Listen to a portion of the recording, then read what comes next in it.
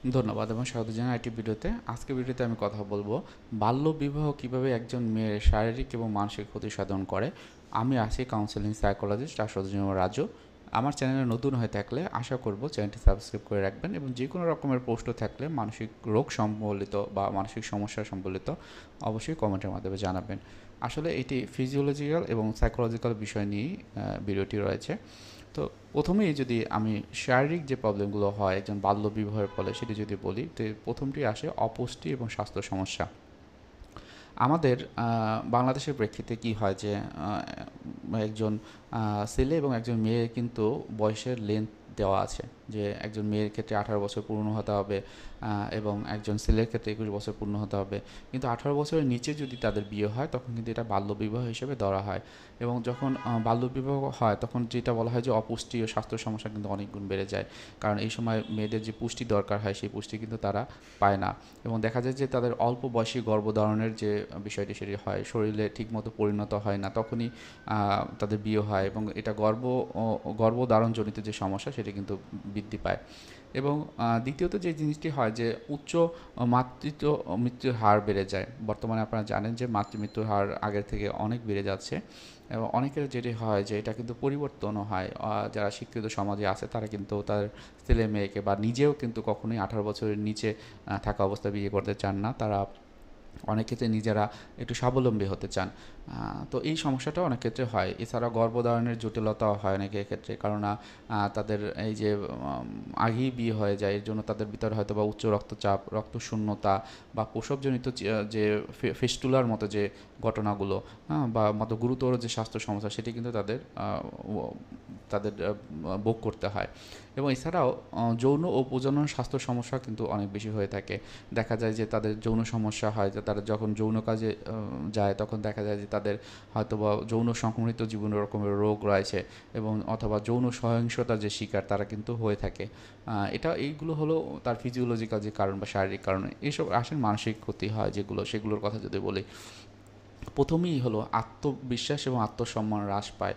এটা আমি দেখেছি আমার কাছে যারা আসে অনেকের ভিতরেই, যেহেতু তার অল্প বয়স, নতুন একটা পরিবেশে যায়, ওই পরিবেশে যারা থাকে তাদেরকে মানিয়ে চলা, তাদেরকে একসাথে খাপ খাওয়ানো। অনেক ক্ষেত্রে কী হয় যে তার বয়স যদি একটু বেশি থাকতো অনেক কিছু বুঝতে পারতো, মানুষের সাথে কীভাবে মিশতে হয়। এবং সে তো অল্প বয়সে গিয়েছে, তখন কিন্তু তাদের সাথে মিশতে পারে না, বুঝতে পারে না। এবং তারা হয়তো বা বিভিন্ন রকমের নেগেটিভ যে কথাগুলো বলে এবং এগুলো যখন সে শোনে তখন তার ভিতরে একটা নেগেটিভিটি গ্রো করে এবং আস্তে আস্তে নিজের যে কনফিডেন্স লেভেল সেটি একদম তলানিতে পৌঁছে যায়। এবং এরপর কি হয় যে তার ওখান থেকে যে ফিরে আসা, মানে বিশ্বাস নতুন করে ফিরে আসা, সেটা কিন্তু অনেক ক্ষেত্রেই সম্ভব হয় না, তখনই দরকার হয় একজন মনোচিকিৎসকের। তারপর কি হয় যে শিক্ষার অধিকার হ্রাস পায়, অথবা এমন হয় যে বিয়ে করে ফেলেছে বা বিয়ে হয়ে গেছে কোনো না কোনোভাবে, কিন্তু বিয়ে করার পর তারা মনে করে যে আমি তো শিক্ষিত হতে পারতাম। আশেপাশে মানুষদের দেখে, মেয়েদের দেখে, তারা দেখে শিক্ষিত, তারা চাকরি করে, হ্যাঁ, তাদের বিকাশটা যেরকম তৈরি হচ্ছে তার তো হচ্ছে না। তখন কি হয়, তখন নিজেদের ভিতরে কিন্তু বিভিন্ন রকমের মানসিক চাপ তৈরি হয়। সুতরাং মানসিক চাপ এবং হতাশার কারণেও কিন্তু তারা দেখা যায় বিভিন্ন রকমের সমস্যা ওই পরিবারে লেগে থাকে। অনেক সময় দেখা যায় যে এই যে আমরা বলি উদ্বিগ্নতা বা মানসিক টেনশন বা অ্যাংজাইটি, এটা কিন্তু এই অল্প বয়সে বিয়ে করানোর জন্যই কিন্তু হয়। তারপরে কি হয়, পারিবারিক অসহিংসতা বা ভোগান্তি। দেখা যায় যে মেয়ের পরিবার যেমন খারাপ থাকে বিভিন্ন বিষয় নিয়ে, সেমনি এই যে মেয়ের যে শ্বশুর শাশুড়ি বা তারা অন্য যারা থাকে তাদের সাথে কিন্তু একটা যে অ্যাটাচমেন্ট বা ভালো থাকার যে বিষয়গুলো তা কিন্তু হয় না। এবং এটি তাদের মারাত্মকভাবে প্রভাব ফেলে তাদের রিলেশনশিপের ক্ষেত্রে। এবং একটা সময় হয় যে তারা সামাজিকভাবে বিচ্ছিন্ন হয়ে যায়, অর্থাৎ বন্ধুবান্ধব আত্মীয় স্বজন যারা থাকে দূরে, অনেক দূরে, হয়তো বা তাদের সাথে মিশতো, কথা বলতো, খুব ভালো একটা সময় যেত, কিন্তু এখন আর সেই সময়টি যাচ্ছে না, কারণ তাদের সাথে কথা বলার সময় নেই, কারণ সে নিজেকে নিয়ে ব্যস্ত, নিজের ভিতরে যে মানসিক চাপ হয়, উদ্বিগ্নতা হয়, সেগুলো নিয়ে ব্যস্ত। সুতরাং এটাও কিন্তু একটা গুরুতর সমস্যা তাদের জন্য হয়, যেটা মানসিক বা সামাজিক। তাহলে আসেন প্রতিরোধ এবং সমাধান কী, কীভাবে সমাধান পাবেন। প্রথমেই যে বিষয়টি করতে হবে শিক্ষার প্রসার করা, কারণ শিক্ষা আমাদেরকে অন্ধকার থেকে আলোর দিকে নিয়ে যায়।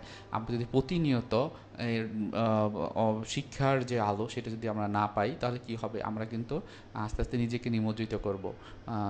এবং একটা সময় দেখা যাবে যে আমি বা আমাদের জেনারেশন না, পরবর্তী জেনারেশনও এর থেকে হলো যে আরও খারাপ অবস্থায় থাকবে। এবং দ্বিতীয়ত আমি বলবো আইনের প্রয়োগ খুবই গুরুত্বপূর্ণ। আইন সবাইকে মানতে বাধ্য করানো খুবই ইম্পর্টেন্ট। এবং এছাড়া স্বাস্থ্য সচেতনতা, যেমন এই যে যে বিষয়গুলো আমি বললাম, যে শারীরিক এবং মানসিক যে সমস্যাগুলোর কথা বলেছি, সেগুলো একটু সচেতন করা, সবাইকে জানানো। হয়তো বা সেক্ষেত্রে কী হতে পারে যে প্রতিটি উপজেলা পর্যায়ে মোড়ে মোড়ে বা অন্যান্য জায়গায় লিফলেট বিতরণ করা যেতে পারে, বা বিভিন্ন রকমের যে বোর্ড থাকে সেই বোর্ডগুলো কিন্তু দেওয়া যেতে পারে। এর মাধ্যমে কিন্তু দেখা যায় যে মানুষ সচেতন হয়, বুঝতে পারে, এবং প্রত্যেকটা মানুষের যে জীবনটা কিন্তু তারা সরি জীবনকে আরও নতুন করে তৈরি করতে পারে। তারপর যেটা হয় যে আর্থিক স্বাস্থ্য স্বাবলম্বিতা, এই কথাটা আমি কেন বলছি, দেখা গেছে যে আমার কাছে যারা আসে তারা বাবা মা কমপ্লেন করে যে আমার তো অনেক টাকা পয়সা নেই যে মেয়েকে বড় করব, তারপর তাকে পড়ালেখা করাবো। সুতরাং আমি চেয়েছিলাম যে সে হলো শ্বশুর বাড়িতে যাক, নিজের মতো করে পড়াশোনা করবে, এবং পড়াশোনা করার পর হলো যে সে যেটা চায় সেটা তার হাজব্যান্ডকে নিয়ে করবে। তাহলে কি হলো, তার যদি টাকা পয়সা থাকতো সে কিন্তু তার এই যে মেয়েকে কিন্তু বাল্যবিবাহ দিত না। সুতরাং কি হয় যে তাদের প্রবলেমগুলো কিন্তু আস্তে আস্তে বৃদ্ধি পায়।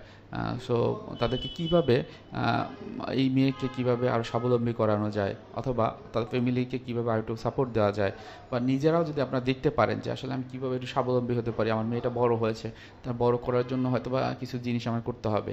সো এরকম কিছু স্পেয়ার টাইম বা আলাদা টাইম বের করে, বা এমনও যদি হয় যে আপনার যদি কোনো অ্যাসেট থাকে, আমি বলবো সেই অ্যাসেটটা অন্তত আপনি বিক্রি করেও যদি হয় সেটা বিক্রি করে আপনার সন্তানকে অন্তত বড় করুন। হ্যাঁ, সে তার এই যে কগনিটিভ যে ডেভেলপমেন্টটা সেটা হোক, ব্রেনের ডেভেলপমেন্টটা হোক, যেটি 18 বছর পর্যন্ত হয়। মনে রাখবেন 18 বছরের নিচে যারাই থাকুক না কেন তারা কিন্তু তাদেরকে বাচ্চা হিসেবেই আমরা গ্রহণ করি, আমরা যারা মানসিক রোগের চিকিৎসা দিয়ে থাকি। হ্যাঁ, এটাকে আবার ফেজ আছে, যেমন চাইল্ড, পিউবার্টি এবং অ্যাডোলেসেন্ট। হ্যাঁ, আপনি যদি বলি বয়ঃসন্ধিকাল, তারপর আপনার শুনবেন কৈশোরকাল। তো এই যে বিষয়গুলো কিন্তু আলাদা আলাদা। সুতরাং 18 বছরের নিচে কখনোই কোনো বাচ্চা মেয়েকে আপনার বা বিয়ে দেবেন না। অন্তত এটা পার হয়ে যাবে, তারপরে আপনারা চিন্তা করবেন। সো সবার জন্য শুভকামনা থাকবে, ভালো থাকবেন, সুস্থ থাকবেন। আসসালামু আলাইকুম।